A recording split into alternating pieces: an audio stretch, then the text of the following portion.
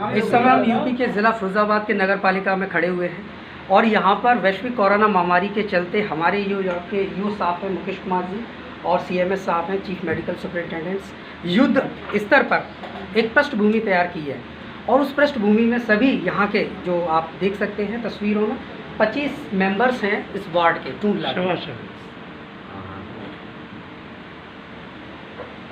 25 ward के जो members हैं जो सभासद हैं उनको बताया है कि किस तरीके से युद्ध स्तर पर जो कार्रवाई की जाएगी, जो पृष्ठभूमि तैयार की है और लोगों के अंदर इस प्रकार की शंका है कि हम लगवाएं या ना लगवाएं, बहुत सारी चीज़ें हैं, आज उनसे ही क्लियर कर लेते हैं।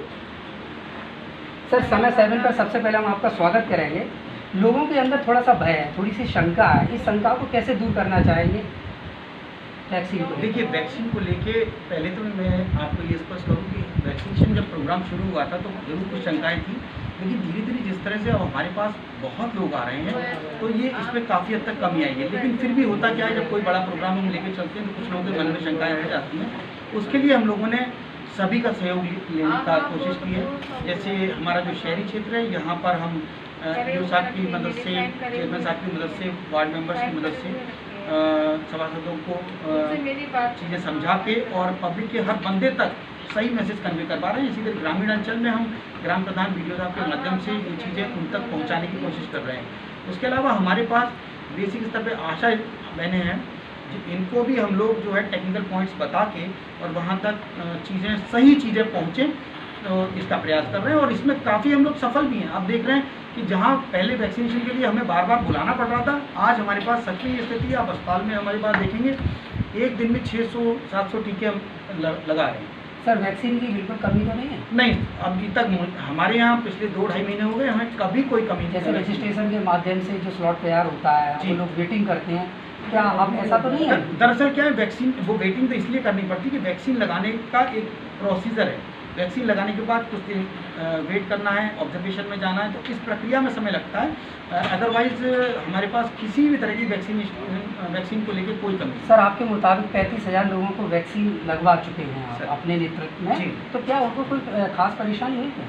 नहीं सर, मैं आपको बताऊं कि शुरुआत में जब वैक्सीनेशन स्टार्ट हुआ था तो हम लोगों को लगा था, लेकिन लगभग 35,000 के आसपास टूंडला क्षेत्र में हम लोग वैक्सीनेट करा चुके हैं। और आपको बता दें, एक सिंगल भी कोई एडवर्स इफेक्ट हमको ऐसा नहीं मिला। हाँ, कुछ लोगों में हल्का बुखार जो कि यूजुअली बच्चों की वैक्सीन के साथ ही आता है, इसके अलावा कोई भी परेशानी हमें तो इतने लोगों में नहीं मिली है। इसीलिए मैं पूरे विश्वास के साथ कह सकता हूँ कोई भी साइड इफेक्ट इस वैक्सीन का ऐसा नहीं है जो इसके लगवाने में कहीं बाधक हो, और इसके बहुत अच्छे इफेक्ट। सर आफ्टर वैक्सीनेशन के बाद जो प्रिकॉशन लेने चाहिए जो आपने बताया था अभी हाइजीन को लेकर, वो ज़रा थोड़ा सा बताइए। देखिए, जब हमारे शरीर में वैक्सीन हम लगवाते हैं तो ये वैक्सीन शरीर में जाके हमारे जो शरीर में प्रतिक्रिया करता है और उससे एंटीबॉडीज़ बनते हैं। इन एंटीबॉडीज़ के बनने के लिए बहुत सारे प्रोटीन्स हमारे शरीर में चाहिए, तो आवश्यक है कि इम्यूनिटी हमारी प्रॉपर डेवलप हो। तो उसके लिए एक तो हम डाइट अपनी अच्छी रखें, वैक्सीनेशन के बाद अगले कुछ दिन तक हम अच्छी डाइट, संतुलित आहार लेने की कोशिश करें, साथ ही नींद प्रॉपर लें। और एक चीज़ जो कही जा रही है कि कोई भी ऐसी चीज़ का सेवन ना करें जिसका इफेक्ट हमारे लिवर पे पड़ता हो, क्योंकि लिवर ही हमारे एंटीबॉडी डेवलप करने के लिए बहुत सारे ज़रूरी प्रोटीन्स और कंटेंट बनाता है। तो इसलिए जो है अल्कोहल या कई ऐसे कंटेंट है, इनका हम प्रयोग ना करें। Thank you. आइए हम यू साहब से बातचीत करते हैं। सर सबसे पहले मैं आपका स्वागत करूँगा कि CMS साहब ने तो वो सारी प्रक्रिया बता दी, अब आपके हाथ में पूरा टूंडला का जिम्मा है और 25 मेंबर्स आपके पास भी हैं, तो किस तरीके से जनता को आप अपनी ओर अट्रैक्ट करेंगे और उन्हें कैसे बताएंगे कि महामारी में आपका सहयोग हमारे लिए बहुत ज़रूरी है? क्या मेंबर आपके दिए हुए निर्देश के अनुसार क्या जिम्मेदारी लेने के लिए तत्पर तैयार? हमारे माननीय सभासद गण जो है चेयरमैन साहब के नेतृत्व में कार्य कर रहे हैं और सम्मानित सभासदगण जो है ये जागरूक हैं और ये ठीक उसी तरीके से हम इस अभियान में मिशन में लगे हुए हैं। जैसे चुनाव जीतने के लिए ये लोग अपने को उसमें बिल्कुल ध्यान देते हैं कि हमें किसी भी तरीके से चुनाव जीतना, ठीक इसी तरीके से कोरोना की जंग को जीतने के लिए प्रयास कर रहे हैं और इसीलिए बैठक बुलाई गई। इतने उत्सुक हैं कि देखिए सभी लोग आए हुए हैं, इसमें पूरी तरीके से भाग लिया और इस कार्यक्रम को सफल बनाया। सर इस अभियान में 25 जो वार्ड हैं उनकी तैयारी रूपरेखा सब पृष्ठभूमि तैयार हो गई? बिल्कुल तैयार हो गई। यही डिस्कस चल रहा था कि इसको हमें कैसे अमल में ला के सफल बनाना है, तो इसकी व्यवस्था चल रही है। कब से स्टार्ट हो जाएगा सर? ये कल से स्टार्ट हो जाएगा, हालांकि आज भी चल रहा है, कल और परसों का कार्यक्रम है ये, और कार्यक्रम हमारे यहाँ सफल रहेगा। Thank you sir.